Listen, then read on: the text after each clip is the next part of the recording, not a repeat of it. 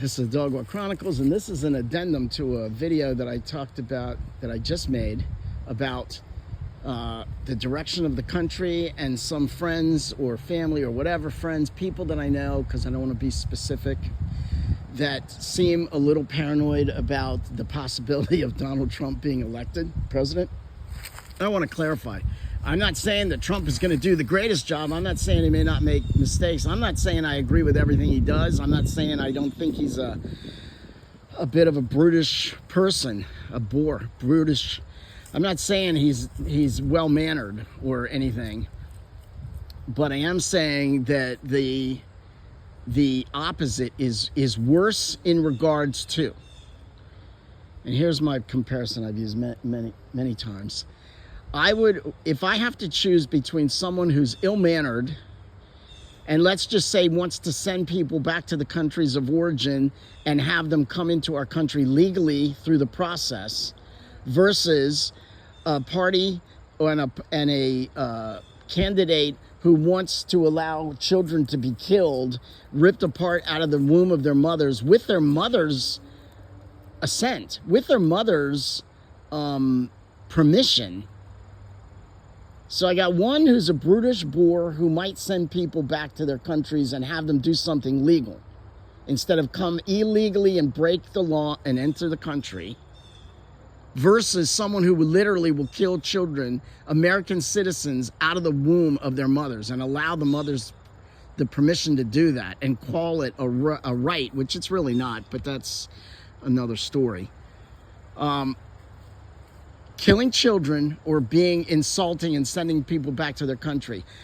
I have to choose the lesser of two evils. On the one hand, children, human beings, are being killed. On the other hand, people are being sent back to their countries and somebody's calling someone a fat pig or whatever. I mean, insulting someone, whatever. I would like to deal with both. And I'm not saying that people who go back to their countries may not have problems too, but guaranteed a baby being aborted is going to be killed today. Someone having to go back to their country, even if it's a country where they're persecuted, it's not a lock that they'll be killed, that they will die.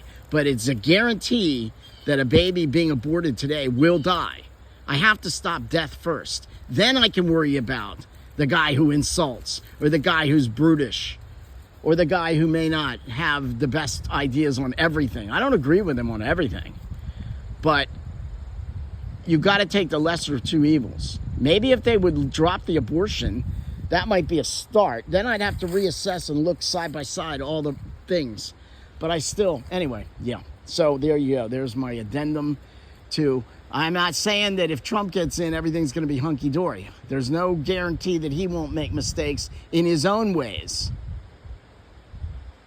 But Kamala will push to make abortion more available, which will kill more babies. So I cannot be for that.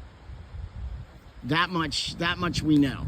It's in the platform of the Democratic Party that they're pro-abortion. And I don't know what yeah. So anyway, so there's your addendum. There's your addendum for those of you who are. No, I won't say it. Okay, so yeah, let's ask the saints to pray for us. Pray for the souls in purgatory. Pray for right judgment in this voting season. Kamala has shown nothing to show us that she's a person who's capable of running the country. At least Trump has done it before, and we got through it pretty well when he was in the last time.